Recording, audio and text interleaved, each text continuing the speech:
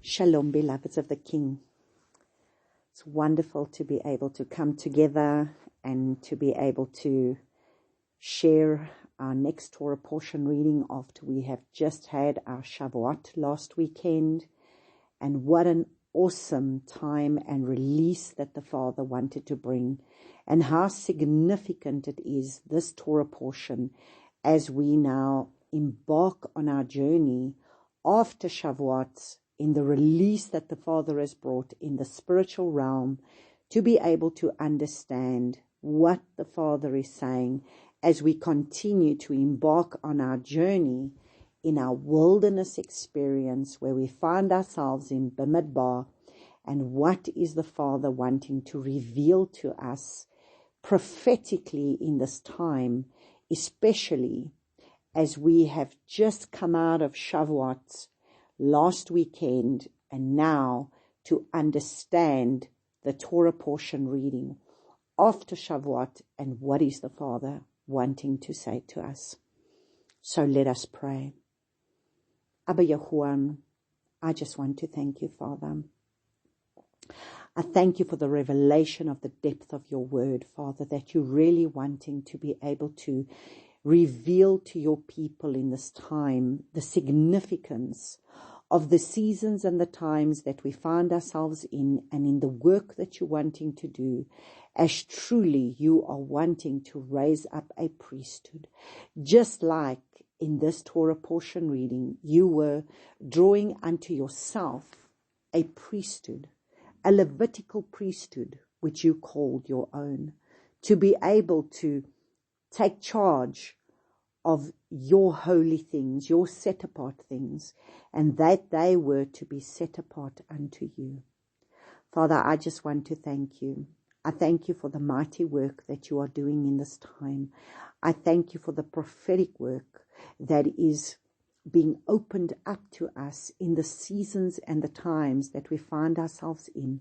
And even as this world becomes darker, I thank you that Yahushua HaMashiach is our menorah, the one that we can look to, the one that is going to be able to shine the light, the one that we can behold, the one that came to be the example by which we are to be able to gaze upon and know that he will show the way that we are to go. And Father, I pray that you will help us in this time to be able to not be as those Israelites in the wilderness where they were rebelling and standing up against you and griping and complaining, but that instead we will be a people that will be surrendered and submitted to you, to allow you to take us by the hand, to allow you to be able to mold and shape and beat us, so that we too can become a light that may shine forth your glory in a time of when truly this world is getting darker and darker. And so I thank you, Abba Yahuwah, for the revelation that you have given, and for the time that you have opened up the mind of my understanding to be able to really get the fuller picture of that which you are wanting to do in this hour, where you are wanting a people to come up. You are wanting a people to ascend up to that place, to behold your glory in this time. And so I thank you, Abba Yahuwah, that you will open up the mind of my understanding, speak to my mind and speak to through my lips the very oracles that will come from your heart, to be able to open up these scriptures to your people so that we may understand your prophetic understanding for the seasons and the times that we are in now. I praise and I thank you for this. In Yahushua Mashiach's name, Amen. Amen. Praise Abba Father. As truly this has been one Torah portion that has been really Abba wanting me to spend hours. I have spent hours to try get this teaching together, because just 4 verses has taken me 3 days to be able to unfold what the Father has wanted me to be able to put together, because He's wanting us to understand the release that has had to come, and the release that we still need to be able to walk into the fullness of, as this is such a significant Torah portion for us to understand that truly Abba is raising up a priesthood, and He wants to release a priesthood in this time to be able to be those that will do His exploits on the earth. And this is an extension and an ascension of what He's expecting us to be able to come up, to ascend to that higher place with Him. It's like He's saying, come up the mountain and behold my glory. And we are going to be able to look a little bit deeper at this Torah portion of Behaalotecha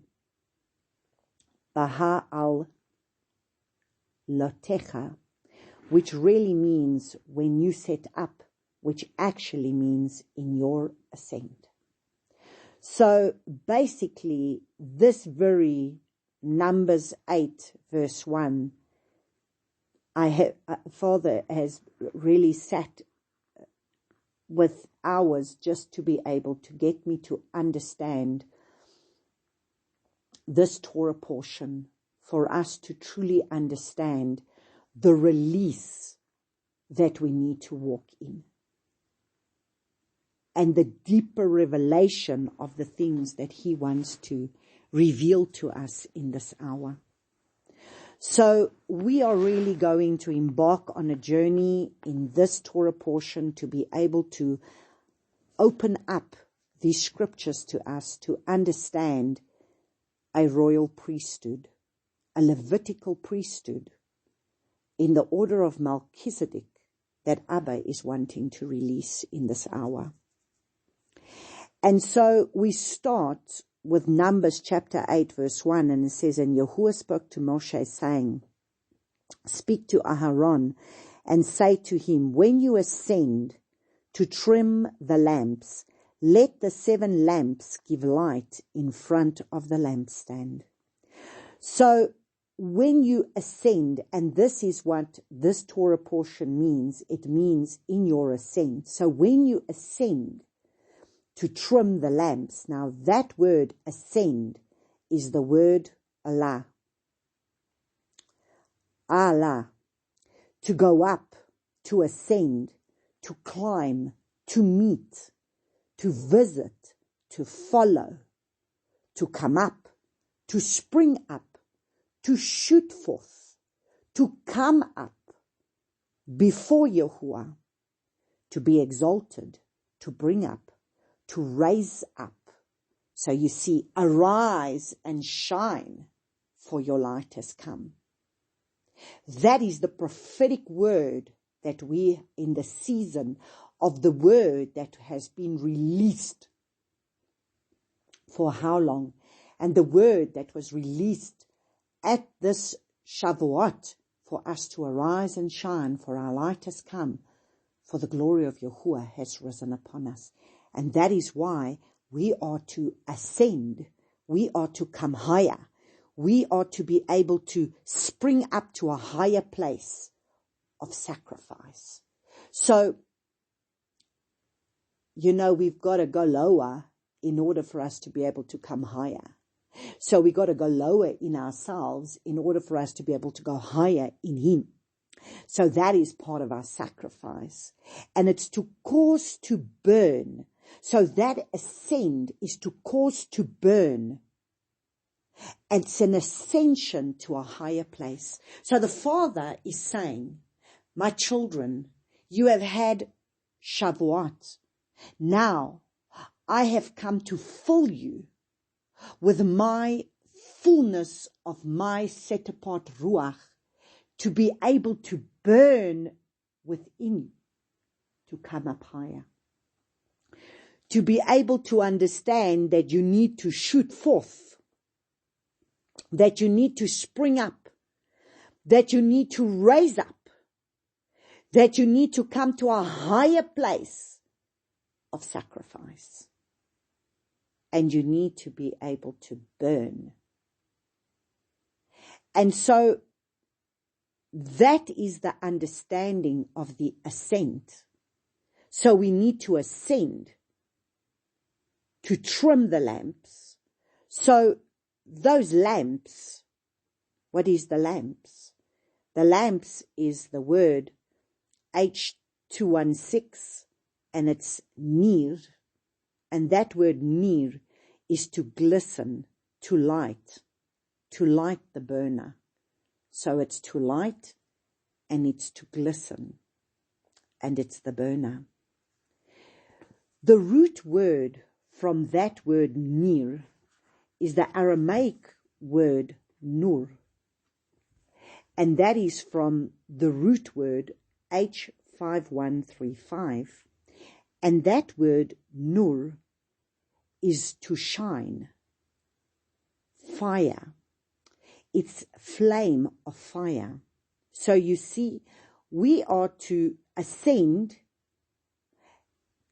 to be able to become the lights that needs to be a flame of fire. But understand, as we are looking at all of this, we need to understand all of this is first and foremost representing our Messiah. And then we're going to look at the prophetic utterance in one scripture. So he says to ascend, to trim the lamps in front. And that word in front is the word H6440, which is the word panim, which is panima panim, which means face to face. It means the presence. It means in front, in the presence of, in the face of, before the face of. So do you see, you need to ascend to be able to come to the lights, in order to be able to come to the flame of fire, to shine, for you to be able to be in the presence of, in the face of, to be in front, panim apanim. It comes from the root word panah, which is the word H6437, which means to approach, which means to turn and to look at, to behold, to look, to mark, to prepare, to regard, to have respect. So we are going to behold face to face the presence of who? So we are going to ascend, we are going to climb, to meet, to visit, to come up, to be able to glisten, to light the burner, which is a flame of fire, to shine, face to face, and to be able to turn and to look at, to behold, to prepare, to regard, to have respect, which is that in front.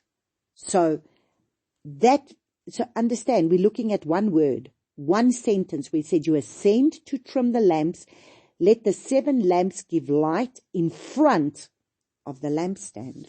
So in front is panim, which is face, which is the presence, in the presence of, in the face of, before the face of. So whose face are we going to behold? We are in front of what? The lampstand. What is the lampstand? The lampstand is the menorah.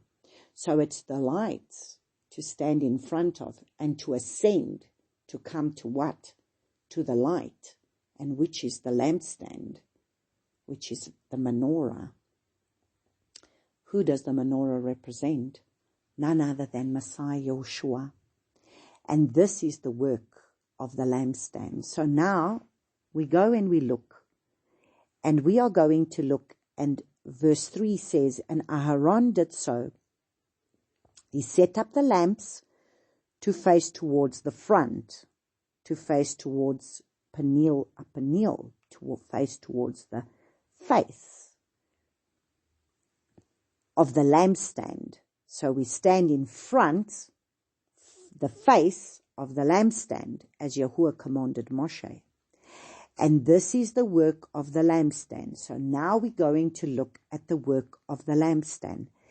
Beaten work of gold. So we're going to see beaten work of gold. That beaten is the word mikshor, which is H4749. That word beaten is hammered. It's the hammered work. It's the rounded work. It's molded by. It's hammering. It's upright. It's a whole piece. So Yoshua was beaten. He was hammered. He was a rounded work. He was molded by going through a hammering. He became upright, and he was the whole piece. And you see, that's everything of this menorah had to be beaten to become this light that needed to shine. Gold. This is a work of gold. That word work is first the work. That word work is H4639. Mahaseh. Mahaseh. And that is your deeds, the labor, the achievement, the works of deliverance and judgment, a thing made, the work of Yah, the product of Yah. So you see, it was the beaten work. It was the beaten product. It was the beaten work of deliverance. It was the beaten work that was going to be used for judgment.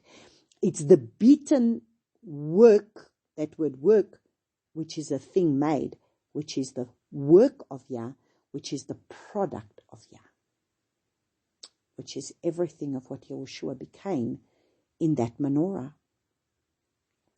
Now gold, the word gold is the word zahab, which is H2091. And that word zahab is a precious metal. As a measure of weight, it is brilliance. It has brilliance and splendor to shimmer, to shine. Everything of what our Messiah became for us.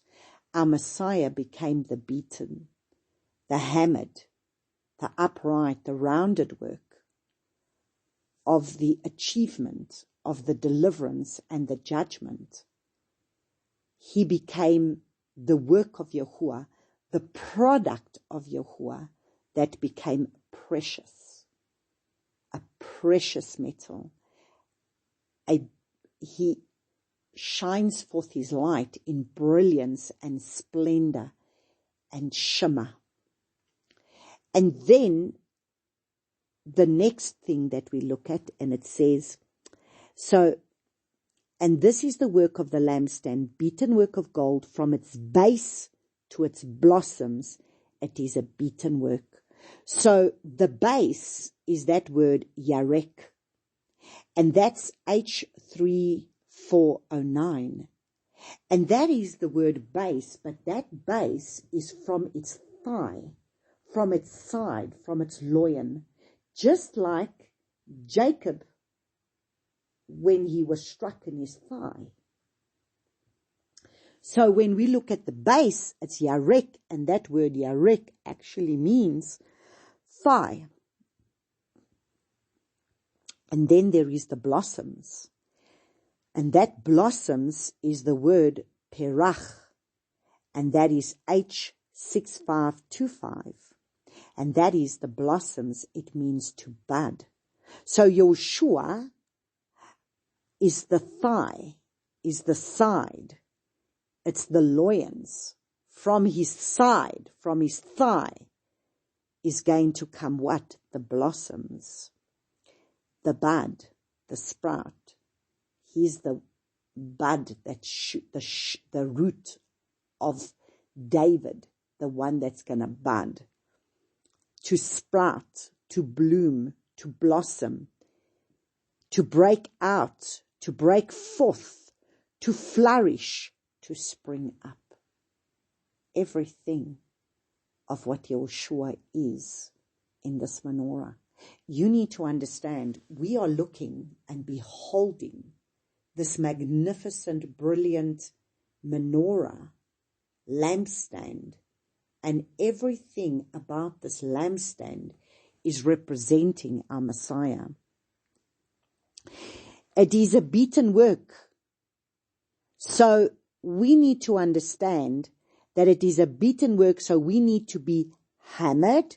He needed to have been hammered, molded, to be made a whole piece according to the pattern, because it talks about the pattern. And it says, and this is the work of the lampstand, beaten work of gold, verse 4. From its base to its blossoms it is beaten work, according to the pattern which Yahuwah had shown Moshe, so he made the lampstand.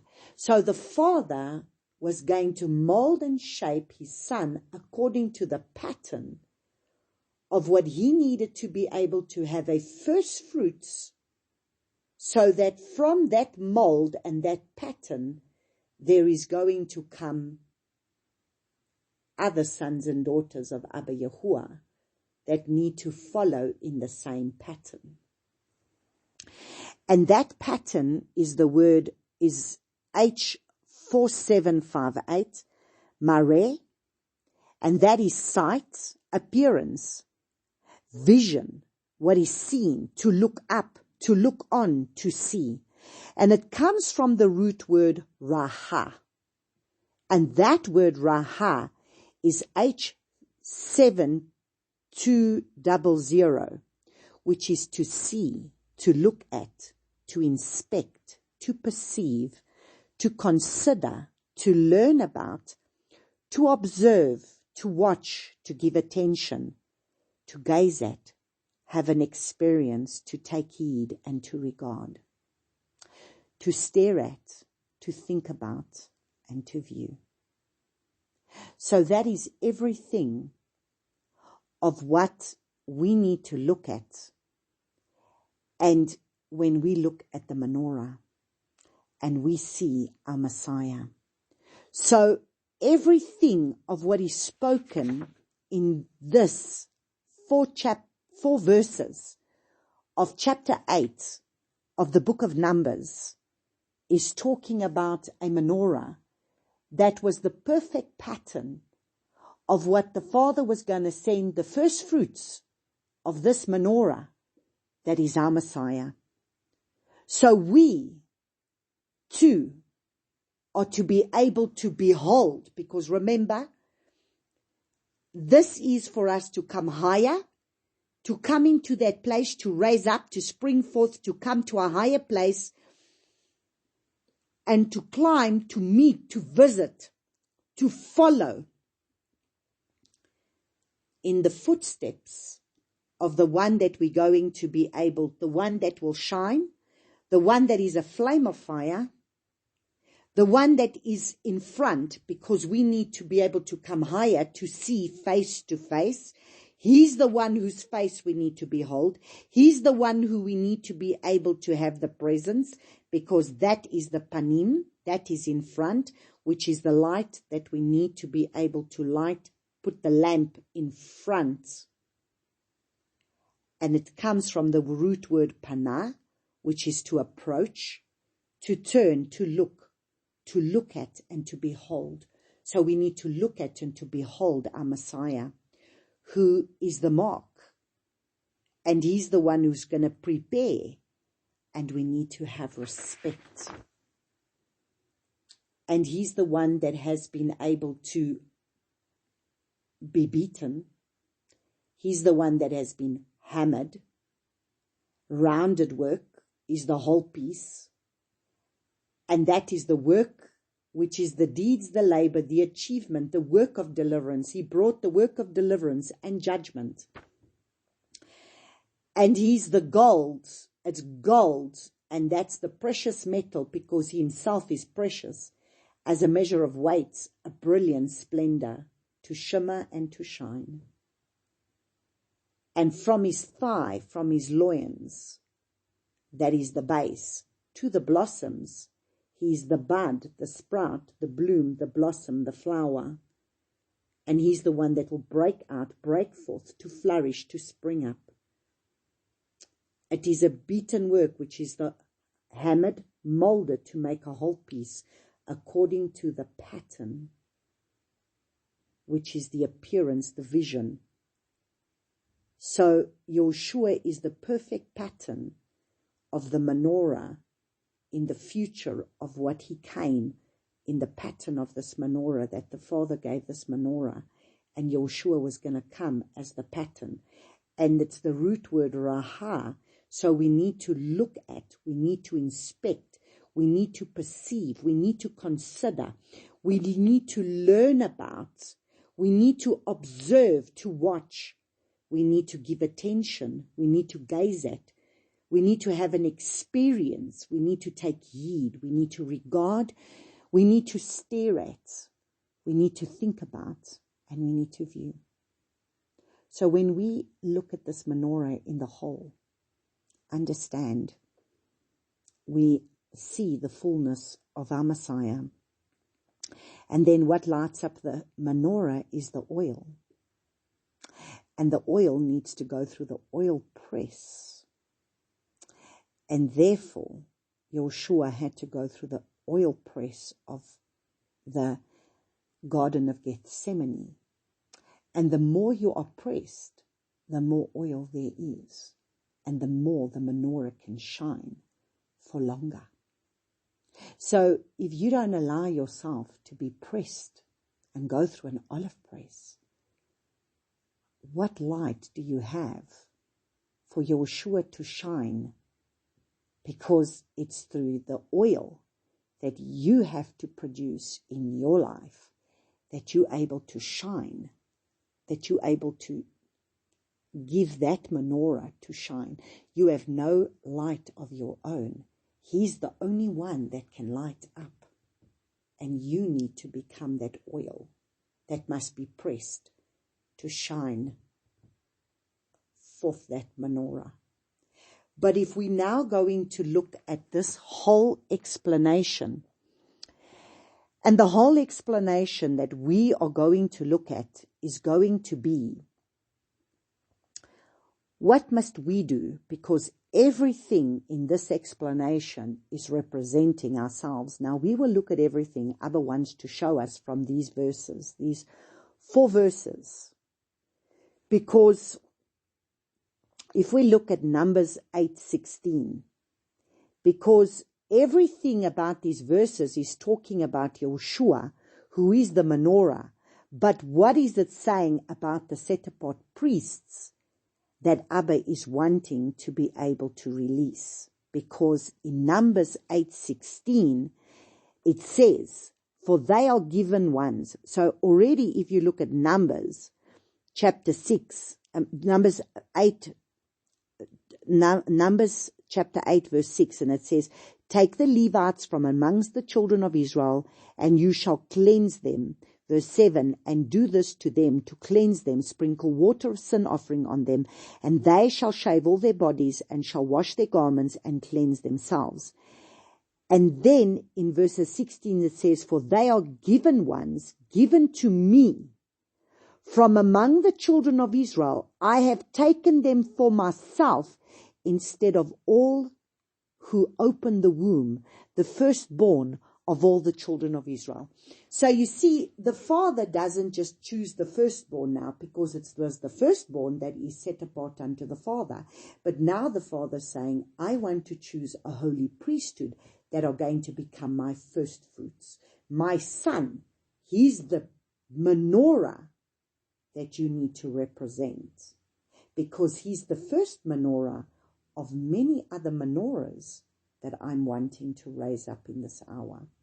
And so we are going to look at this. So he is raising up a people that needs to be a light, that glistens and shines his light. You don't have any light of your own.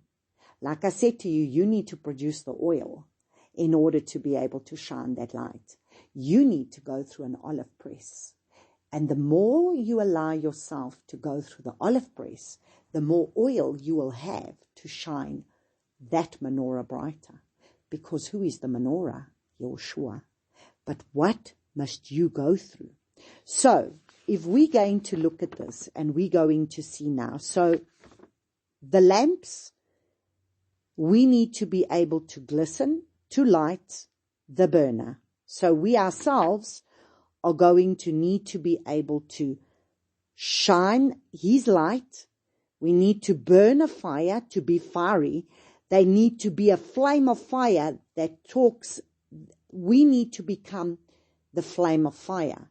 We need to be able to understand that this is exactly what it was, Shavuot was about. It was about not only being filled with his ruach, but with the fire.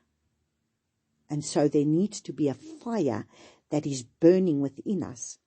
And Yeshua is that fire, because if we look at Daniel chapter 7, verses 9 to 10, let's go to Daniel.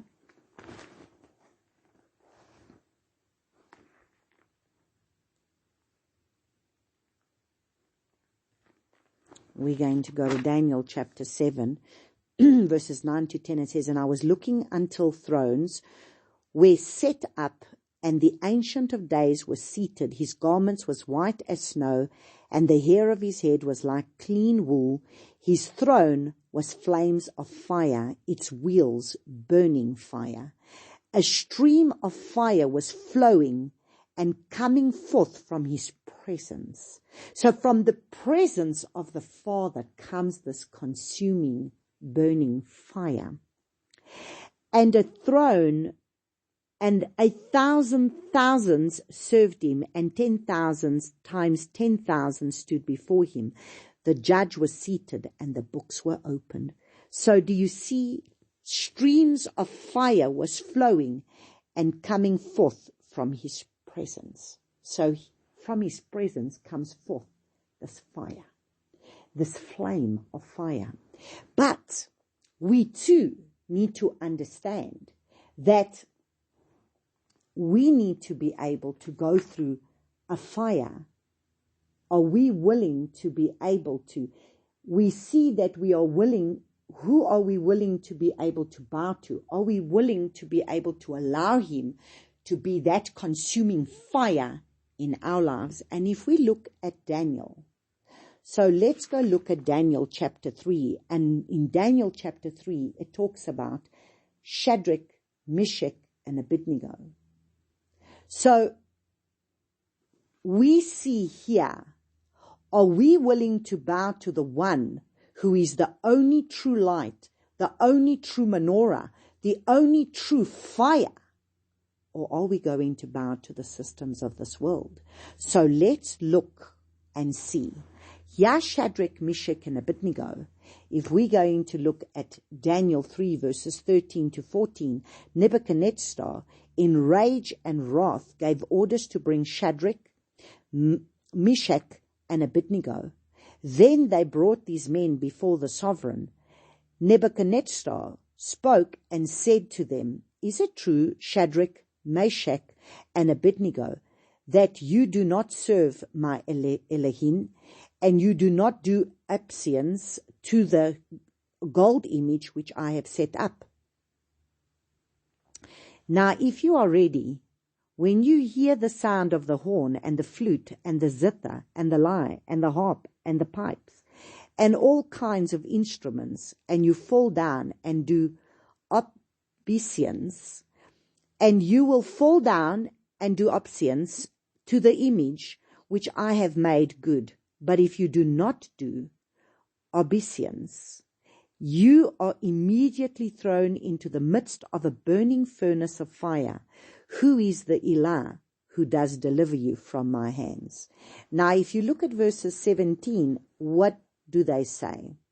For if so, our Elah, so now let's see, Shadrach, okay, from verses 16, Shadrach, Meshach, and Abednego answered and said to the sovereign, O Nebuchadnezzar, we have no need to answer you in this matter. For if so, our Elah, whom we serve, is able to deliver us from the burning furnace of fire from your hand. O sovereign, he does deliver.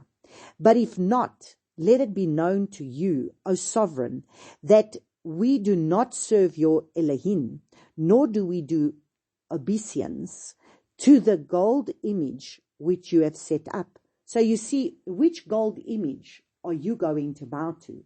Are you going to bow to the menorah?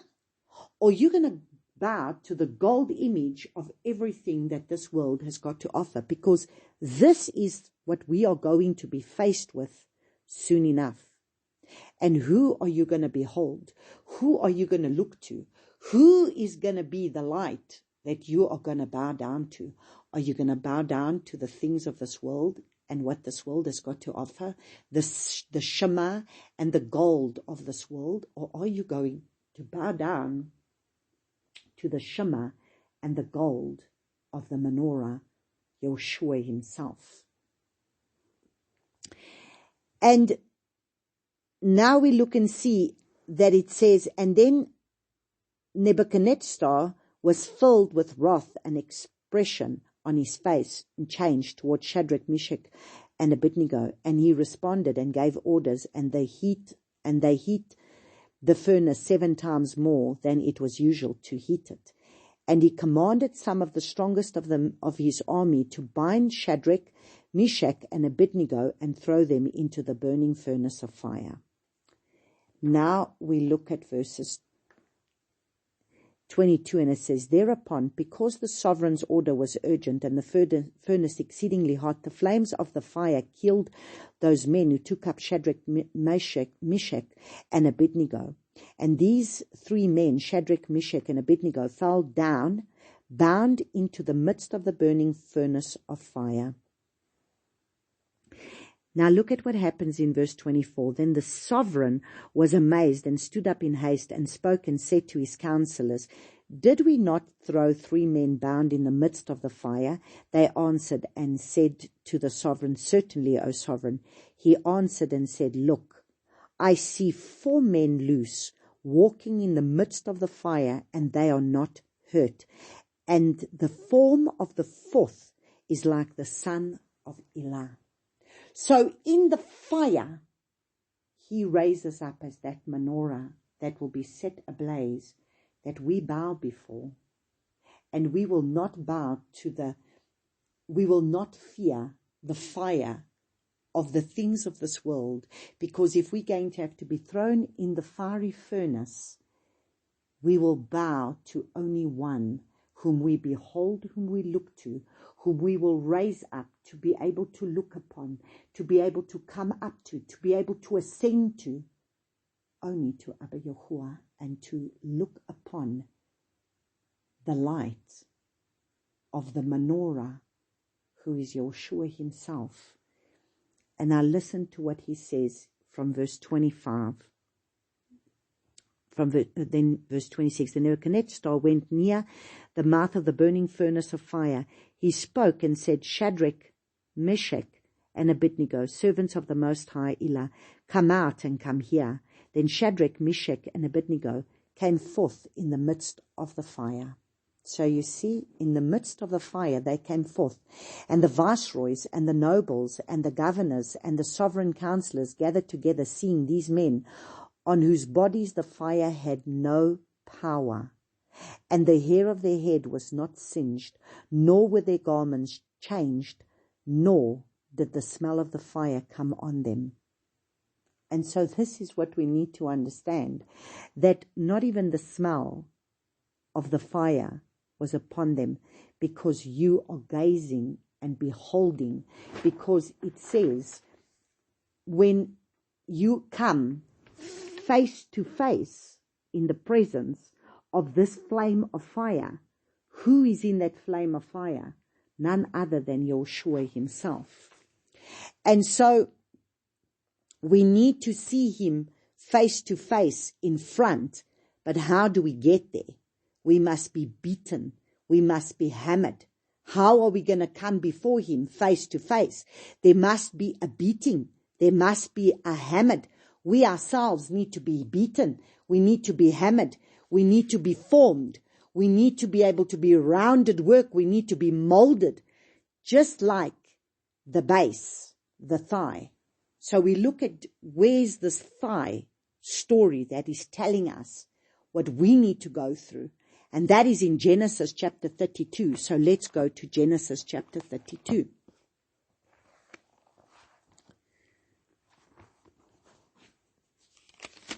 I know this is going deep, but these are the things that for days Father has been opening this up to me, because we need to understand the prophetic behind what the Father is saying in terms of these people that need to be birthed, that have been released, that need to come higher. We need to come higher with him now. We need to go higher. We need to be able to go higher and deeper with him. And so now we look at Genesis 32 from verses 24 to 31. And from verses 24 it says, and Yaakov was left alone, and a man wrestled with him until the breaking of day. This is when Jacob comes, and now he's wrestling with this angel. And who is the angel? None other than Yeshua himself. And when he saw that he did not overcome him, he touched the socket of his hip, and the socket of Yaakov's hip was dislocated as he wrestled with him. So you see, are we willing to come higher and allow Abba Yahuwah to come? And are we willing to allow him? We wrestle with the Father to be able to do what? And he said, let me go, for the day breaks. But he said, I am not letting you go until you have blessed me.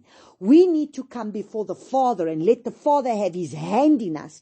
Let him be able to come and shape us and mold us and come and beat us into the pattern that he has wanting to be able to have us come forth in. Because there is a pattern that is a book that has been written for your life. And you need to be molded and shaped into that pattern. Just like Yeshua was molded and shaped into the pattern of the menorah, we need to be shaped and molded into the pattern of the likeness of Yeshua, of a menorah that needs to shine a light. And therefore, everything about us, there is a call on our lives. And we need to walk out that pattern for our lives, like Yeshua needed to walk out his path for his life. And so, are we willing to wrestle, to seek him, to have him beat us down, to be stripped from our identity, that which we are made up of? Have our name changed? Because what happened here? You see, this, he tells him, this is Jacob wrestling. Now understand, Jacob's name meant deceiver, supplanter. And he says, I'm not letting you go. Jacob was not going to let this angel Yeshua go unless he blessed him. Now look what he says. So he asked him, what is your name? And he said, Jacob. So now that it's not that the angel doesn't know. It's not that Yeshua doesn't know his name. He asks him, what is his name? What is your identity? You have an identity of your flesh.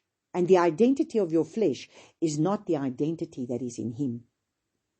And he says, your name is no longer called Jacob, but Israel, because you have striven with Eloah and with men and have overcome. So, are we willing to wrestle, to seek him, to have him beat us down, to strip us from the identity of our flesh? That which we have made up, that which we have exalted ourselves in our lives and built a name for ourselves in the identity of the things of this world, and have Abba change us and bless us so that we are no longer deceived, but now we behold him. So let's see, he changes his name to to Israel. Elua changes his name to Israel because he wrestled with Elua and with men, and he overcame. And Abba is looking for those that overcome. And Yaakov asked him, saying, please let me know your name. And he said, why do you ask about my name? And he blessed him there. And Yaakov called the name of the place Peniel, for I have seen Elua face to face, and my life is preserved. And the sun rose on him as he passed over Peniel, and he limped on his hip. So you see, out of the thigh is going to have to, out of this thigh is going to come a bud. And this is when we become the blossoms that start to bud, to break forth. So we cannot bud lest we first go through a broken thigh. And to be able to go through face to face, because you see, it talks about we're going to have to go through this in front, so we got to go through the fire to be able to come through this place of being able to be beaten. We're going to be beaten. We're going to go through a work so that we can come out like gold. And that's going to be the base, from the base to the blossom. And we need to be able to come panah, which is to approach, to turn, to look, to behold him face to face. And then we will become those that will overcome.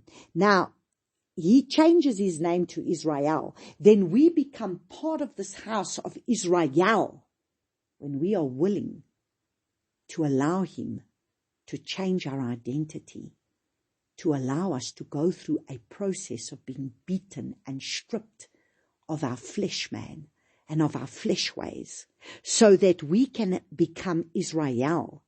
And that word Israel means to strive with El, to overcome with El, and to rule with El. And that is when we become those that is spoken of this blossom. And it says, then we become the blossoms that start to bud, that break forth, and we start to flourish. We spring forth, and we become a new creation that he needs to come forth, which is the bud, which is the flower, which is the blossoms. And that is where this Shavuot, Abba says, behold, from Pesach he's been telling us, behold, I do a new thing. And isn't it interesting that in this very Torah portion, it talks about Passover. And at Passover, he spoke to us about, behold, I do a new thing. And then at Shavuot, he released the new thing. Isaiah 43. So let's go to Isaiah 43. So that we may understand. And he says in Isaiah 43 verses 18, do not remember the former events, nor consider the events of old. See, I'm doing what is new. Let it now spring forth. That's the budding. We have now started to bud. Do you not know it?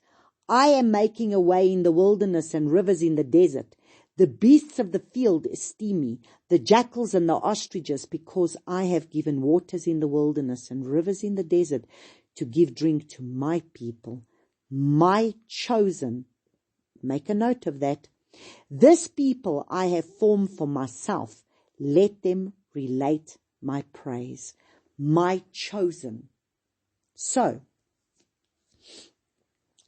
we are going to have to understand we need to behold to do a new thing. When he's going to do a new thing, a new creation, because we walk after the pattern, that we behold the pattern. We need to raha. We need to behold.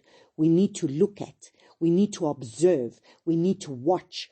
We need to behold. We need to observe. We need to watch. We need to walk in the pattern of the one who's gone before us, our Messiah Yahushua. And that is why in Matthew chapter 16, let's go to Matthew chapter 16. He's already given us the way that we are to go. And in Matthew chapter 16, it says, from verses 24 to 27, Then Yeshua said to his taught ones, If anyone wishes to come after me, let him deny himself, take up his stake, and follow me. So you see, we are called to follow the pattern, and the pattern is our menorah that we behold, our menorah, our lampstand that we look to. And this lampstand that we look to has told us that we need to deny ourselves. We need to pick up our own stake. Just like he went to the stake, we need to pick up our own stake and we need to follow him. For whoever wishes to save his life will lose it. Now you need to understand, we are living in a time right now that people are running around to bow down to pharmakia, to bow down to sorcery, to bow down to what sorcery has to give them, to bow down to a serpent, to bow down to a jab in order that it can save them. And it says, listen carefully, it says, for whoever wishes to save his life. So if you think you're going to bow down to pharmakia, and you're going to bow down to sorcery, and you're going to bow down to this jab to save you, you will lose it. And whoever loses his life for my sake shall find it. So if we're going to lose our lives because we're not going to bow down to the golden calf of this system, of the beast system of this world, just like Nebuchadnezzar became this golden statue, and the only one that they bowed down to was they were willing to go into the fire, and they bound in that fire, and the menorah himself, the fire himself, the Ancient of Days himself, where fire comes from his throne, was the one who was in the fire with them. And the fire that he gives will not scorch nor burn, but it will light up for all to see his glory. And for what is a man profit if he gains all the world and loses his own life? Or what shall a man give in exchange for his life? For the son of Adam is going to come in his esteem of his father with his messengers, and then he shall reward each one according to his works. So what works are we about? Are we about his works? About his ways? About what he wants? He says, truly I say to you. Okay, so we leave it there at verse 27. And so we need to understand the works that we need to do is to follow him wherever he goes and deny ourselves. We need to deny ourselves and follow him. And that which he does, we need to behold, we need to follow the pattern. He's already brought the pattern before us. And he said, follow me. And you need to deny yourself. You're going to need to pick up your stake. And if he went through Gethsemane, you are going to go through Gethsemane. If he was persecuted, so will you be. If he was denied, so will you be. No servant is greater than his master. Let's look at John chapter 12. So we go to John chapter 12.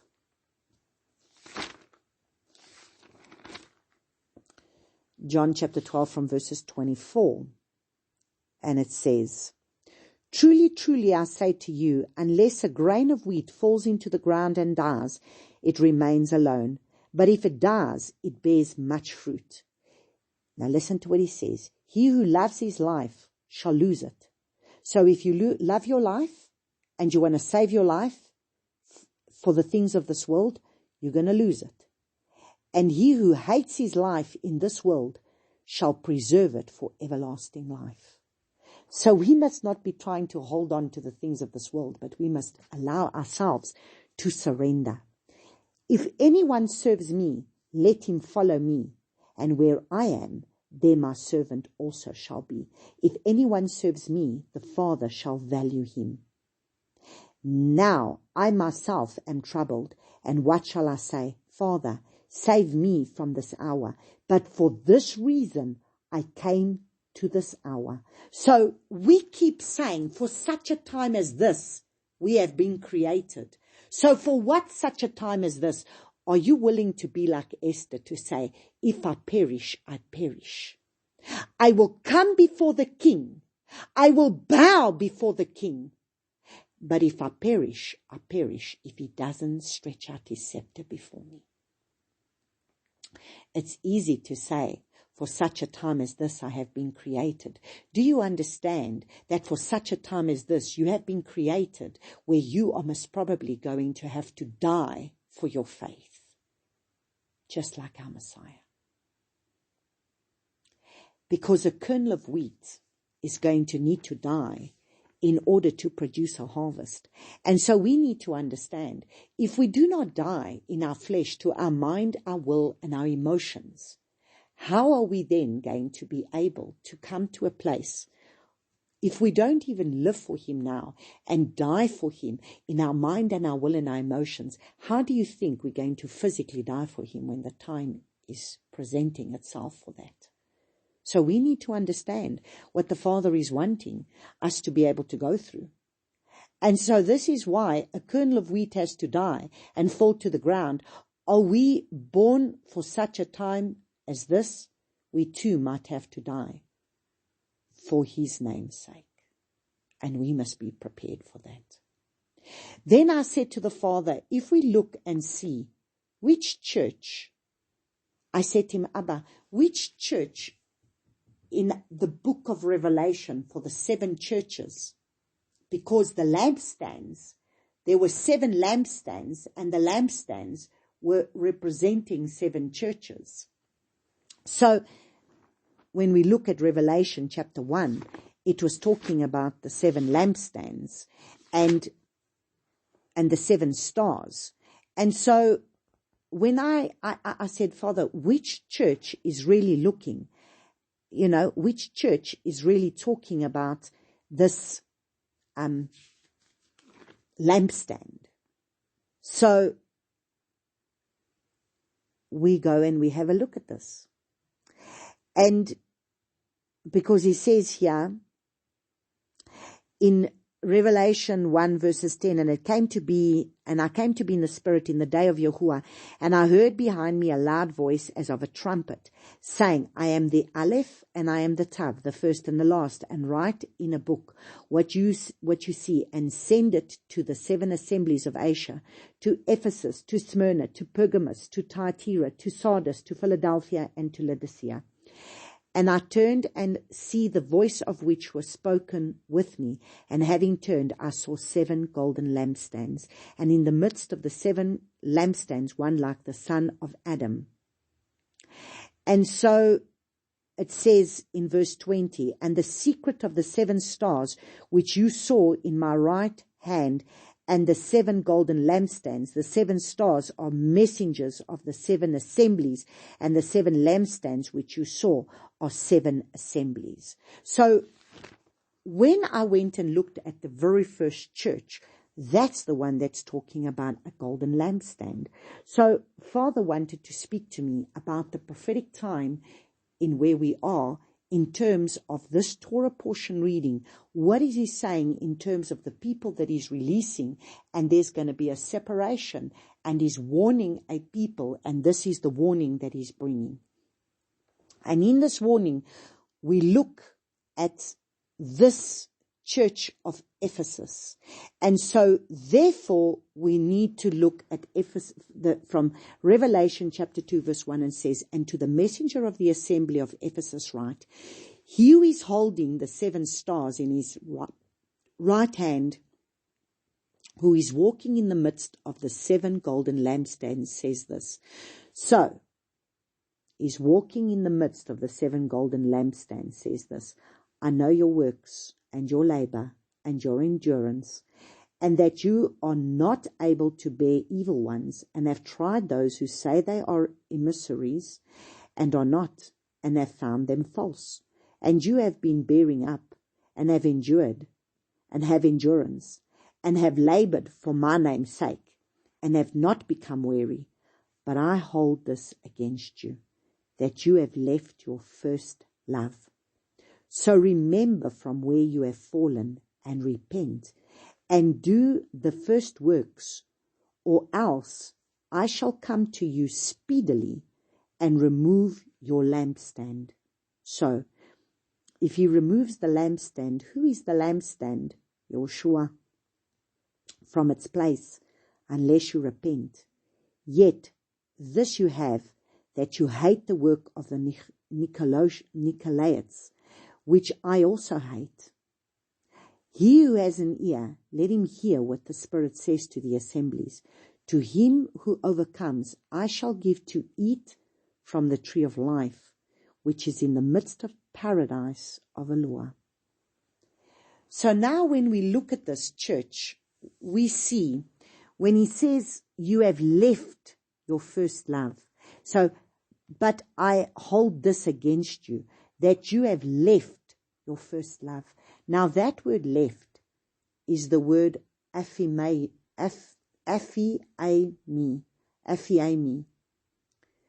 and it means to depart, to disregard, to leave, to neglect. Leave something behind, to abandon, separation, or forsake. So these people have forsaken, they have departed, they have disregarded, they have neglected, they've left something behind, they have abandoned, they've separated themselves, and they have forsaken their first love. What does that first love mean? The first love is the one we were fond of, the one that we're in love with, the one that we have affection for. And how do we show him that we love him? And this is the revelation that the Father was giving me here. He says they have neglected. Okay, so listen carefully. They have disregarded, they have left, they have neglected, they have left behind, they have abandoned, they have separated themselves, and they have forsaken their first love, which is the one that they're supposed to have affection for, which is the one that they love. Now, in John 14, verses 15, it says, if you love me, you will keep my commands. So, what have you forsaken? You have forsaken his commands. You have forsaken your love for him in no longer keeping his commands, his ways. You have forsaken the very eating from the tree of life, because at the end of the day, the tree of life was about being obedient to the command. The eating from the tree of the knowledge of good and evil is everything that we're wanting to try and do apart being obedient to him, that gives us our own righteousness. We are only righteous by being able to behold him, by being able to follow him, because he is the righteous one, and it's his righteousness. And at the end of the day, when we behold him, when we ascend to him, when we follow him, when we come up higher to him, he reveals his way, his pattern, and we behold him, and we follow him. If there is no commands, how can you have the fullness of Yahushua? How can you say that you have his first love? You have left the first love, which means you have forsaken his commands. You have forsaken his way. Now, there is a warning in this, because it means that there is a time coming. Are we going to obey him? Are we going to obey the written word? And are we going to obey his spoken word? Because at the end of the day, he's looking for those that will worship him in spirit and in truth. And that means to obey him in his spoken word and to obey him in his written word. So if he says, you are to go there, and you are to be able to go and do this, you are obeying because you love him. You are in intimacy with him. You are exactly what it says, that you are in love with. You have affection for that person. You want to show him the respect, because that's what it means to behold him. You respect him. He's the one who you follow the pattern of. And you follow his written word and his spoken word. So now do you understand why the Father was bringing the warning to those to say, oh my goodness, there are so many people that do everything of what it says. It says they are not able to bear evil ones. They are apostles, and they expose all the false things. They labor for him. You have bearing up, and you have endurance, and you have labored for my name's sake, and you have not become weary. So they do all these things. They're doing all these works for him. And they speak up against the false things. And many of them are coming out of the church, speaking up against the false things. But they still neglect the first love, which means coming back to his ways and to his commands. But then there is a warning for some of us, which means in these last days, are we going to forsake his commands? Are we going to forsake his ways? What are we going to bow to? You see, Shadrach, Meshach, and Abednego was not going to bow. The command was, you shall not bow to any other idol. And they were not going to forsake the command by being able to stay faithful to their first love. Daniel was not willing to forsake his first love to the Father by not bowing to that statue either. And therefore, he was thrown in a lion's den. And this is the warning that the Father is giving us to say, are you going to forsake your first love by being able to bow to the system of this world? That you will bow to pharmakia, that you will bow to another god, to an idol. There is a warning here for us, because look at what he says. And if you say to me, oh, but how do you know he's speaking about the commands? Let's look carefully. So in verses 7 says, and he who overcomes, so let's look at verse 7. Verse 7 says, and he who has an ear, let him hear what the Spirit says to the assemblies. To him who overcomes, I shall give to eat from the tree of life, which is in the midst of paradise of Eloah. So first of all, we need to overcome. Who is the one who overcomes? That's Israel, which means we will rule with El, we will overcome with El, and we will rule with El. And we overcome with El. And now listen to this. Who are those? Because it says that they will be given to eat from the tree of life. Now listen carefully to Revelation chapter 22 verses 14. In Revelation 22 verses 14, what does it say? Blessed are those doing his commandments, so that the authority shall be theirs unto the tree of life, and to enter through the gates into the city. So who are those that are keeping the first love? Those doing his commands, because it's only those doing his commands that are going to eat from the tree of life. And that is why this church has everything to do with, there's a lot of people that might be out there doing the greatest things for the Father, and they are speaking up against the false prophets and this prosperity teaching and everything, but yet at the end of the day, they still have not returned back to their first love, which is obedience to him, in obeying his commands. Because how do you say that you love me?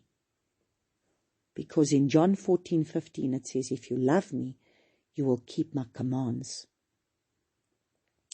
So there is a warning for us to say, there could be a time coming ahead where we too will have the lampstand removed.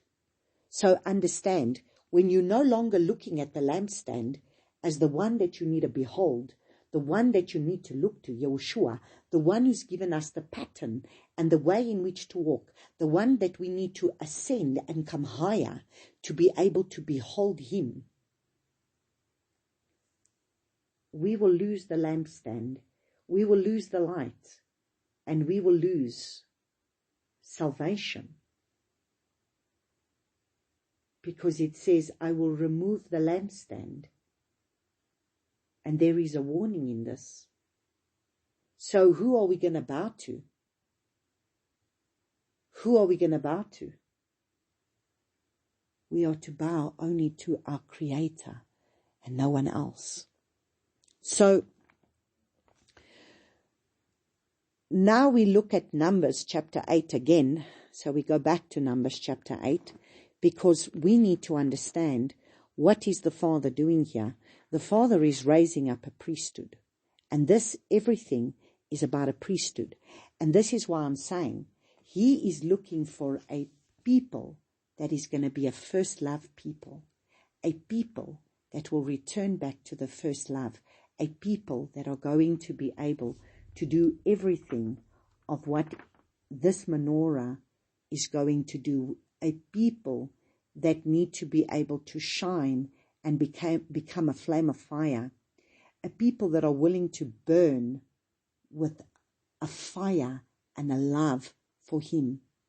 One that's going to be able to stand before Him, paneel a paneel, face to face. One that is willing to be hammered. One that is willing to become rounded, molded by being hammered, and one that will become upright as a whole piece. And one that will become a precious metal, one that is going to be able to reflect His splendor, His brilliance, Yeshua's splendor. That's the gold, that's the glory. Arise and shine, your light, for your light has come, for the glory of Yahuwah has risen upon you. Because you see, when we are being able to behold Him, then we will be able to come higher, and we will be able to shine, and we will be able to raise up, and we will come into that higher place, which is what everything of what this Torah portion is about. And then we will be able to observe and to watch and to give attention and to gaze at and have an experience and take heed. And we will stare at the one whom we're going to follow. And we will only think about the one that we are following. And we will be in view where He's the only one that we focus on and meditate on, our Messiah and our King. And so in Numbers chapter 8 from verses 6 to 11, we've already read, and it says how He's wanting to raise up a Levitical priesthood that He's wanting to set apart. And so in verses 21, He says, and the Levites cleansed themselves and washed their garments, and Aaron waved them a wave offering before Yahuwah, and Aaron made atonement for them to cleanse them. So these are a people that are being set apart. So, if we look in verses 19, it says, and I have given the Levites as a gift to Aaron and his sons from among the children of Israel to do the service of the children of Israel in the tent of appointment and to make atonement for the children of Israel, and there be no plague among the children of Israel when the children of Israel came near the set-apart place. So we need to understand that the Father is raising up this priesthood to be able to do His work of service amongst the people, to reflect who He is, to be a holy set-apart priesthood. So now if we look in Exodus chapter 19, is that not what He wanted to do already in Exodus chapter 19? So if we go to Exodus chapter 19, let's go to Exodus chapter 19 from verses 4, and it says, and you have seen what I did to the Mitzrites, and how I bore you on eagle's wings and brought you to myself. And now, if you diligently obey my voice, and you shall guard my covenant, then you shall be my treasured possession above all the peoples, for all the earth is mine. And you shall be to me a reign of priests and a set-apart nation. Those are the words which you are to speak to the children of Israel. And this is exactly what we've just gone through in Shavuot, because this is what was given at Shavuot. It was a covenant that was made, and therefore there was a release of a priesthood that was made. And this is where we received the releasing of a priesthood.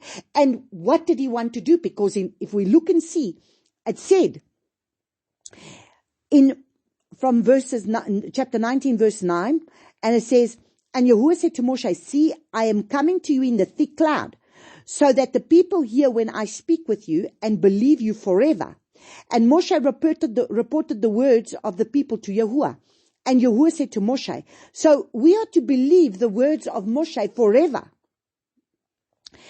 And Yahuwah said to Moshe, go to the people and set them apart today and tomorrow, and they shall wash their garments, and they shall be prepared by the third day.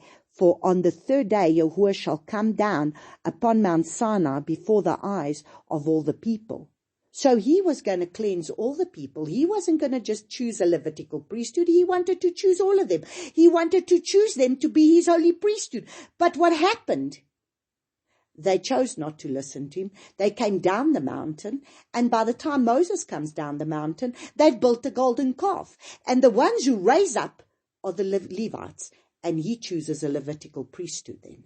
But he had chosen that they were all to become his priests, because they all went and cleansed themselves and set themselves apart unto the Father, and they were to become a royal priesthood if they were to diligently obey his voice, and he was going to fill them with his Spirit. So now he has set apart a people, filled them with his Spirit, which he gave us at Shavuot, and now the choice is ours. What are we going to walk in? Because we're going to look now and see, you see, he calls them, sets them apart, cleanses them for 3 days, and then presents them before the Father. Now, we have gone through the whole of the book of Leviticus, and Leviticus is Vayikra. And what does Vayikra mean? Vayikra means he called. So he's called a people. He's been calling a people. The whole of Vayikra is his calling a priesthood. Then if we look at Matthew chapter 22, verses 14, it says, many are called, but few are chosen. So he called. Many are called, but few are chosen. Because in Matthew chapter 22, verses 14 says, many are called, few are chosen. But that chosen is the word eklektos, which is 1588. But it comes from the root word of 1586, which is eklegomai,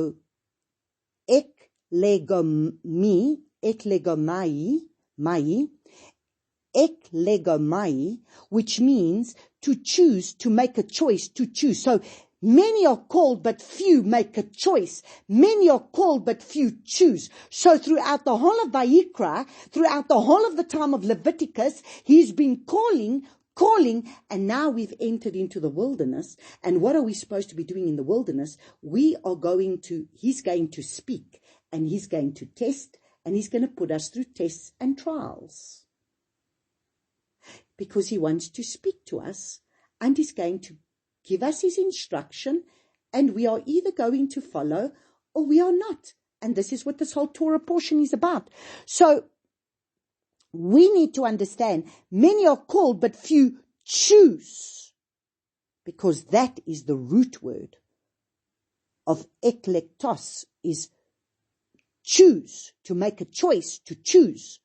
So chosen is also elect, which means to choose or to make a decision to do something. We must choose to obey him. We must choose to obey Abba Yahuwah. We need to choose to surrender to him. He wants a priesthood that is set apart. And in 1 Peter 1, let's go to 1 Peter. 1 Peter 1, verses 13 to 16, 1 Peter 1, verses 13, it says, therefore, having girded up the loins of your mind, being sober, set your expectation perfectly upon the favor that it is to be brought to you at the revelation of Yahushua Messiah, as obedient children, not conforming yourself to the former lusts in your ignorance. Instead, as the one who called you is set apart, so you also should become set apart in all your behavior. In all your behavior, not in some of your behavior. So we have to be beaten and molded, and beaten some more, so that we can come out like gold, which means you're going to have to go through the process and go through the process until you can come out like gold. Because remember, we have to go through the refiner's fire to be able to be purified to come out like gold. And so therefore, we need to understand that it says, because it has been written, be set apart, for I am set apart. So we are called to be set apart as he is set apart. So as he is set apart, we are called to be set apart. Then in 1 Peter 1 verses 22, it says, and now that you have cleansed your lives. So understand, what is the Father busy doing? The Father is busy cleansing us. What did he do? What did he do on Mount Sinai? They had to wash themselves. They had to cleanse themselves. Now, in Revelation chapter 22, verses 14, there are some scriptures that say those who wash their robes. Those who wash their robes are those who are willing to cleanse themselves, allowing themselves to be able to come into a place of receiving his commands written on the tablets of their hearts and obeying the commands and walking in the ways of Abba Yahuwah. So, in 1 Peter 1 verses 22, it says, and now that you have cleansed your lives in obeying the truth. So you see, how do you cleanse your lives? The only way you're going to cleanse your life is by obeying the truth, by coming back to truth. That's why it's truth that sets you free. So whatever you're trying to be set free of, it doesn't help you to go to all these deliverance ministers and try and get deliverance. If you come back to the truth of his word, you will be delivered. Because it's truth that sets you free. You see, we can run around and play games. But the time has come that it's the truth of this word that needs to start setting us free. And the reason why so many people are bound and are not set free is because they're not coming back to the word. They are trying to run around to deliverance pastors and deliverance ministers and getting all the deliverance through every other way, but yet not coming back to the truth of his word. And yet, here it tells you straight, now that you have cleansed your lives in obeying the truth. So how are you going to clean your life? By obeying the truth. Through the Spirit. To unforeign brotherly love. Love one another fervently with a clean heart. So you will have a clean heart when you return back to brotherly love, where you are to love one another and you are to be able to get to a place of becoming obedient to truth. Because it's the truth that's going to cleanse you. Nothing else is going to cleanse you. Truth cleanses you. Because you see, be holy as he's holy. What he says is clean, you do that's clean. If he says it's not clean, then you don't do it. It's that simple. So, we now look at Numbers 9. Let's go back to Numbers 9. Because this Numbers, it's very deep. You know, there's so much to share over here.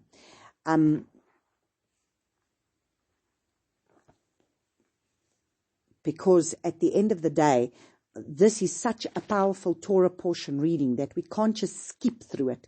See, Numbers 9:14-16 says, and when a stranger sojourns among you, then you shall perform the Pesach of Yahuwah. He shall do so according to the law of the Pesach and according to its right ruling. You have one law. So even for the sojourner, now listen what he says. You have one law, both for the stranger and to the native of the land. So just in case people want to turn around and say, well, you know, the Torah is not really for us. Because even in this Torah portion reading, it tells you about the Passover. It's telling you chapter 9, Numbers chapter 9. We don't have time to go through everything. He talks to you about keeping the Passover. And there's even a second Passover for those that are not, or they're going to be unclean. He even gives room for a second Passover. And now he's telling you that there's one law for the sojourner and for the Israelite native born. So at the end of the day, we need to understand that there's one law. There's not like, okay, that's for the Gentiles and this is for the Jews. That's why we're returning back to the Torah. And the Gentiles are be grafted into the covenant that was made from the beginning. there isn't another covenant. There is a renewed covenant, and the renewed covenant is that now through the blood of Yeshua Mashiach, that covenant that was only made with the house of Israel has now been opened so that all can be grafted in through Yeshua becoming that branch, that shoot, the olive tree that we are now to be grafted into. He came to make a way so that now he came to buy the whole field for the treasure that's in the field, but he bought the whole field, meaning we all have now the ability to return back to him. So, and Yara tells you that, and on the day that the dwelling place was raised up, the cloud covered the dwelling place of the tent of witness, and from evening until morning it was above the dwelling place like the appearance of fire. So there we go, the fire. So his presence is like the appearance of fire, and we are called to return back to the ark of that presence. So when we are in his presence, we have that fire of his love burning in our hearts, that wherever we go, we are to set other people alight with the fire of the passion that we have for the one who we behold, who is the menorah. That is this fire that burns, this light that burns within us. Thus it was continually the cloud covered by day and the appearance of the fire by night. So he's our cloud by day and our fire by night. And so in Numbers chapter 10, so let's go to Numbers chapter 10. Numbers chapter 10, it talks about the blowing of the shofar, and it's about the worship and the warfare. And so in Numbers chapter 10, we're just going to read, and it says, "And the sons of Aaron, the priests," from verses 8, "blow the trumpets, and it shall be to you for a law forever throughout your generations." So you will have this priesthood that's raising up that will be blowing the shofars. And that's why there's so many people running around blowing shofars. Look, some people can blow it for everything and anything. But it's really telling you that when you go into battle in your land against the enemy that distresses you, then you shall shout with the trumpets, and you shall be remembered before Yahuwah your Elohim, and you shall be saved from your enemies. So really that is a weapon of warfare to be able to use in a time of when we are in a battle. So you see, people will be blowing shofars for everything and anything, but in this time, it's really telling you what to blow shofar for. Number one, it was in battles. Now listen to when else we're supposed to blow the shofar. "And in the day of your gladness, and in your appointed times." What are our appointed times? Our feasts, our seasons, our Sabbaths, our appointed times, our festivals, our seasons, and at the beginning of your new moons. So when we start the new moon, and in our appointed times, so our festivals, and what else is an appointed time? The Sabbath. "You shall blow the trumpets over your ascending offerings and over your slaughter of peace offerings, and they shall be a remembrance for you before your Elohim. I am Elohim." So then it's telling you to be able to blow the shofar then. And so in Numbers chapter 10, it's so beautiful because it says, "And the cloud of Yahuwah was above them by day when they went out from the camp. And it came to be whenever the ark set out that Moshe said, 'Rise up, O Yahuwah.'" So you see, when we are in that ark of his presence, then he rises up, O Yahuwah. And then when he rises up, our enemies will be scattered, and those who hate you flee before you. So when the ark of his presence is before you, when you stand and you behold the one who is the one that you look to, the one who is the one that you follow, then he's the one that becomes the fire that will make your enemy scatter, because it's his presence, the ark of his presence that is there. "And when it is rested and said, 'Return, O Yahuwah, to the countless thousands of Israel,' and he becomes the one that dwells in their midst. Pillar of fire by night and a cloud by day." And then, really, Numbers 11 is now when we really need to be able to understand a few things. And in Numbers chapter 11, it says, "And it came to be that when the people were as complainers, it was evil in the ears of Yahuwah, and Yahuwah heard it, and his displeasure burned. And the fire of Yahuwah burned among them and consumed those in the outskirts of the camp. And the people cried out to Moshe, and Moshe prayed to Yahuwah, and the fire died down." So you see, that same fire that's supposed to be his presence is the same fire that can come consume to destroy. That's what we need to understand. And what is very important is we need to look at Numbers chapter 11, verses 4 to 5, because the Father really ministered to me in this word. And it says, "And the mixed multitude." Now remember, when they came out, it wasn't just the Israelites that came out, because at that very time, there were people that were living in Egypt that were Egyptians, and they could have been people from other nations that were in Egypt at the same time. It was a mighty nation. And so the mixed multitude who were in their midst lusted greatly. So the children of Israel also wept again and said, "Who is giving us meat to eat? We remembered the fish which we ate, and the melons and the leeks and the onions and the garlic." Now this is very important. How long have I been saying we are to come out of the mixed seed? You see, when you are in the mixed seed is the one that's going to make you fall. That's why he says, come out from among them. Come out of Babylon. Come out of that mixed seed. Because that mixed seed is going to be what's going to make you fall. It's going to cause you to go into the lust of your flesh. It's going to cause you to be able to take your eyes off the one that you should behold and put your eyes on the things of the flesh, because the mixed seed is not following the commands and obeying the ways of the Father. So if you are in a place that you are not coming back to the fullness of truth and there is still mixed seed, come out from among them, because it's going to make you fall, because you are not going to stay focused on the pattern that you are supposed to follow. This is the one. And you will start to take your eyes off the one that you are supposed to be looking up to, and you're going to start to go into the lust of your flesh. And so there is such a lesson in chapter 11, because in chapter 11, it's everything about the fact that they desired this meat.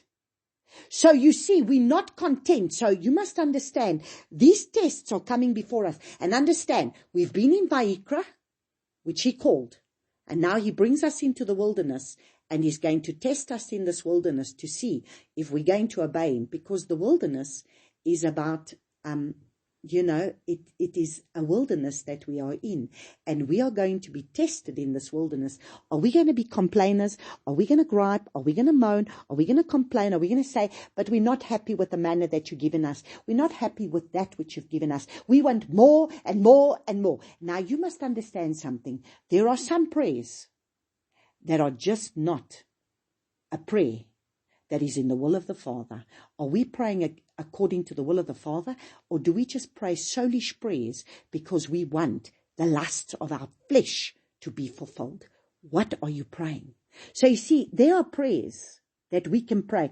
Just like, for example, when it came to King Hezekiah, he prayed and asked the prophet if he could have, he didn't want to die. The Father said to him, get your house in order, and you need to be able to, get your house in order, you're going to die. And King Hezekiah went to the prophet, and the prophet went and pleaded before the Father, and the Father gave King Hezekiah an extra 15 years, which was not the Father's perfect will, because in those 15 years, he opened up the riches of Israel to the king of Babylon, and that's why they went into exile, into Babylon. And when the prophet came and spoke up against Isaiah, spoke up against King Hezekiah, and he said, is it for me? He said, instead of him repenting, he said no, because he opened up his whole treasury and showed the king of Babylon all the treasures and boasted in his treasures. And instead of him having got his house in order because he was going to die, he would have died, and he would have died a good king, because he had broken down the altars and the high places and restored the worship back to the Father. But instead, he died as a wicked king. He died as a wicked king. And at the end of the day, because of that man's prayer, in the end, Israel goes into Babylon for 70 years. And so was that really a prayer that came from the Father? No, it was a prayer of the flesh. And so, yeah, they also praying for him to be able to give them the meat. And now listen to verse 33. In verses 33, in Numbers 11, verses 33, it says, and the meat was still between their teeth before it was chewed, and the wrath of Yahuwah burned against the people, and Yahuwah struck the people with an exceeding great plague. So he gave them the meat that they required, he gave them the meat that they desired, and then after he gave them the meat, he struck them with a plague. So we have to be so careful the way we pray, because we must be so careful that we are not praying for the lusts of our flesh. And now look at them. Then he called the name of the place Kibroth Hatava, because they were buried the people who had lusted. And this is called, that place is called graves of lust. So do we pray according to the lust of our flesh, or do we pray according to the will of the Father? We need to be able to ask ourselves that question. So we're basically going to have a look at now. If we look at this, we have to look at 1 Corinthians chapter 10. So let's just go to 1 Corinthians chapter 10 to be able to learn from what has been written here. And that is why I want to read 1 Corinthians chapter 10 from verses 1 to 13, and it says, for I do not wish that you be ignorant, brothers, that all our fathers were under the cloud, and all passed through the sea, and all were immersed into Moshe in the cloud and in the sea. So see, they all came out of Egypt. They all went through the Red Sea, and they were all immersed in the cloud. And they all ate the same spiritual food, and they all drank the same spiritual drink, for they drank of the spiritual rock that flowed, and the rock was Messiah. However, with most of them, Yahuwah was not well pleased, for they were laid low in the wilderness. So you see, there are many that follow the Father, just like it spoke of in the church of Ephesus, but they have lost their first love, because they're not obedient to the Father. They are still about the lust of their flesh and following their own lustful, evil ways. And these became examples for us, so that we should not lust after evil, as those indeed lusted, and do not become idolaters, as some of them, as it has been written, the people sat down to eat and to drink and stood up to play. Neither should we commit whoring, as some of them did. And in one day, 23,000 fell. Neither let us try Messiah, as some of them also tried, and were destroyed by serpents.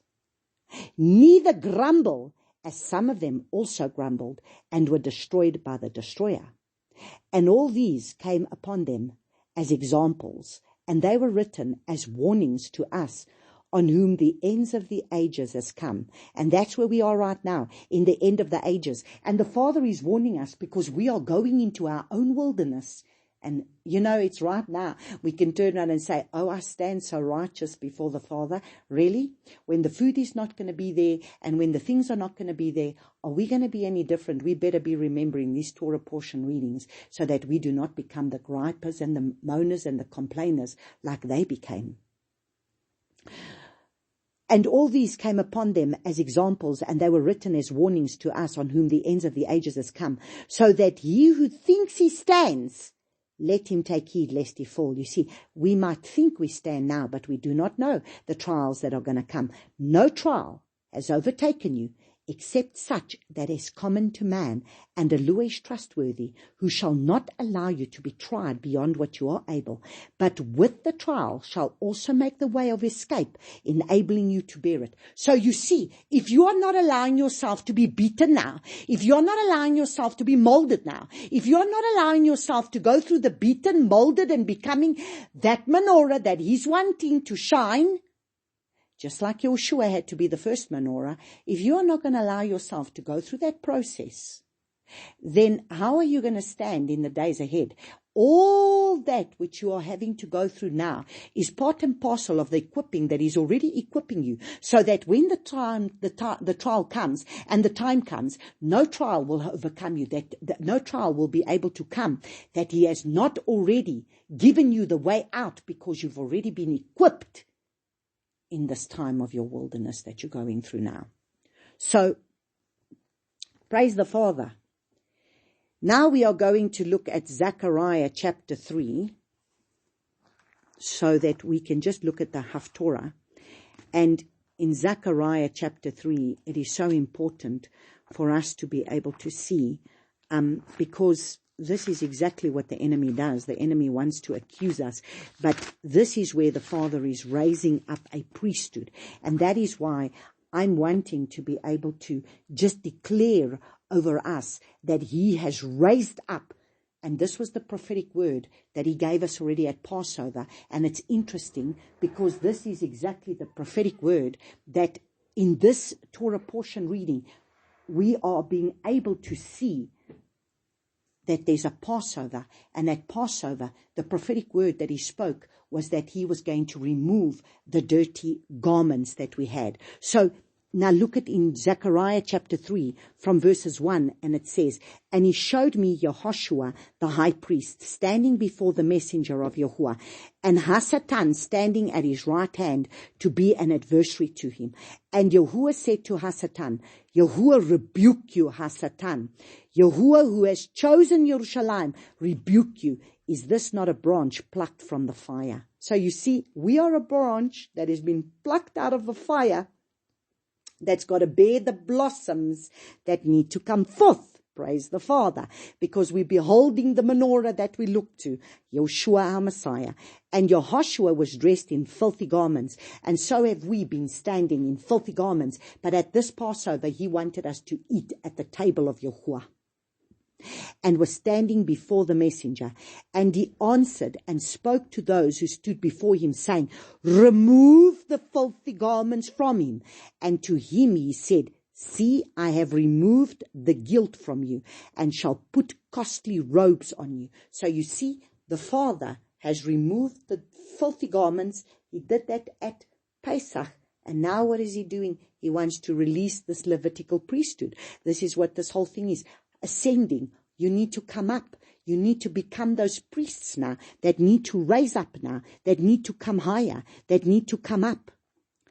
"And shall put costly garments on you," and said, "Let them put a clean turban on your head." He's giving you new thoughts. He's removing the grave clothes. That was Lazarus. Remove the grave clothes. Remove what's keeping him bound in his mind. Put a new turban on his head. Give him new mindset.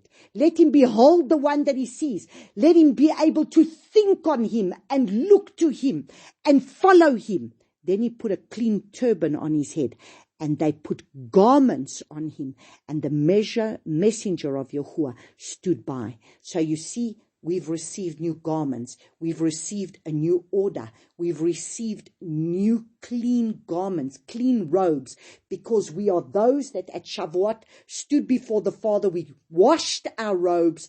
We are willing to be obedient in following him. The pattern that has been put before us, we are going to follow that pattern. We are returning back to our first love.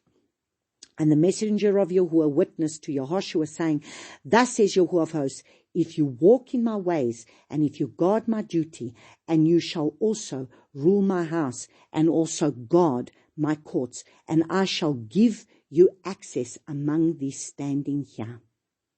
Praise the Father. So you see, if you walk in my ways, walk in my ways, and you shall guard my duty, and you shall, so if you're going to walk in my ways, spirit and truth, if you're going to walk in my ways, if you're going to be able to walk in my commands, in my ordinances, in my statutes, and you're going to guard my duty, obey what I tell you to do, I'm going to give you my spoken word, I'm going to give you my written word, and you are going to obey it, then you shall rule my house. You will become this holy priesthood that's going to be able to rule his house and to guard his courts, to be able to come in the courts of Abba Yahuwah, and I shall give you access among these standing here, that you will then be able to come into that place, the priest that comes into that Holy of Holies, to behold his presence as the ark. When the ark would be in the presence, there would be the cloud and the fire when his presence was there. And so now we look at 1 Peter. Let's go look at 1 Peter 1, because these are the chosen ones that he's speaking about. So we go back to Peter again. And in 1 Peter 1, he says, and Kepha, an emissary of Yeshua Messiah, to the chosen strangers of the dispersion in Pontus, Galatia, Cappadocia, Asia, and Bithynia, chosen according to the foreknowledge of Elohim, the Father, set apart by the Spirit. So we're being set apart by the Spirit unto obedience. So we're being set apart by obedience and the sprinkling of the blood of Yeshua Messiah.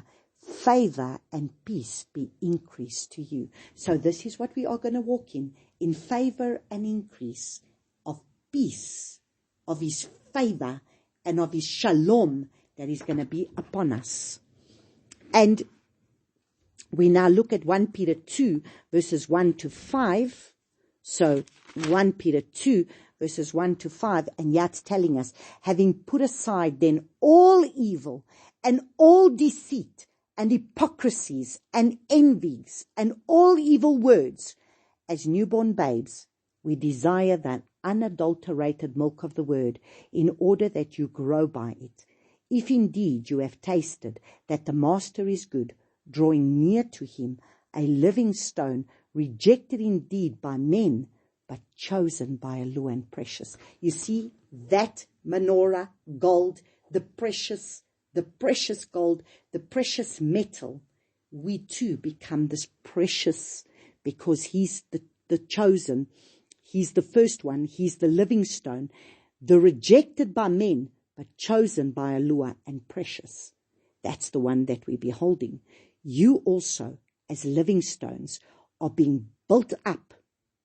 There you see, a spiritual house, a set-apart priesthood to offer up spiritual slaughter offerings acceptable to Elohim through Messiah Yeshua, through Yeshua Messiah, because we become those priests now that are offering up the prayers and the work that he's got for us to do for his kingdom.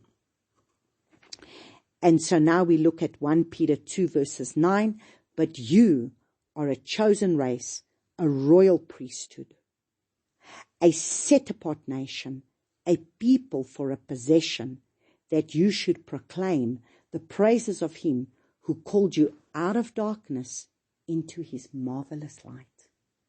Out of darkness into the marvelous light of where we behold this menorah being Yeshua, where he's saying, come up higher, because we are being groomed to come into that place, to behold his glory in the Holy of Holies, to become that priest that is able to hear him speak in the speaking place of the Holy of Holies.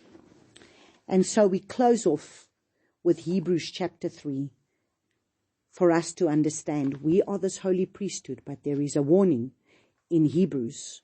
And so let us just read Hebrews chapter 3.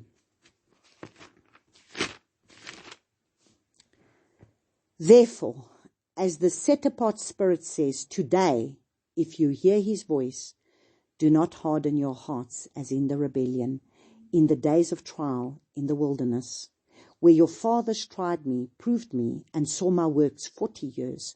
Therefore I was grieved with that generation, and said, they always go astray in their hearts, and they have not known my ways. As I swore in my wrath, if they shall not enter my rest, look out, brothers, lest there be any of you a wicked heart of unbelief in falling away from the living El. But encourage one another daily, while it is called today, lest any of you be hardened by the deceivableness of sin. For we have become partakers of Messiah, if we hold fast the beginning of our trust firm to the end. While it is said, today, if you hear his voice, do not harden your hearts, as in the rebellion. For who, having heard, rebelled? Was it not all who came out of Mitzrayim led by Moshe? And with whom was he grieved 40 years? Was it not with those who sinned, whose corpses fell in the wilderness? To whom did he swear that they would not enter into his rest, but to those who did not obey? So we see they were unable to enter in because of unbelief. So may we not be those of the unbelief, but may we be those that are going to be able to be said of us, that we are going to look at the pattern. We are going to be able to raha. We are going to be able to look at the pattern. We are going to see. We are going to look at. We are going to inspect. We are going to perceive. We are going to consider. We are going to learn about. We are going to observe. We are going to watch. We are going to give attention. We are going to gaze at. We are going to gain the experience from. We are going to take heed. We are going to regard. We are going to stare at. We are going to think about, and we are going to view our Messiah Yahushua, the pattern of the menorah. And we are going to become that oil that is going to light that menorah. And the more we are willing to go through the olive press, the more oil we will have in our lamps, and the more we can shine his light for all to see him, and for the glory and the honor of his name. Amen. Abba Yahuwah, I just want to thank you for this word, my King. I thank you for the pattern that you have given us.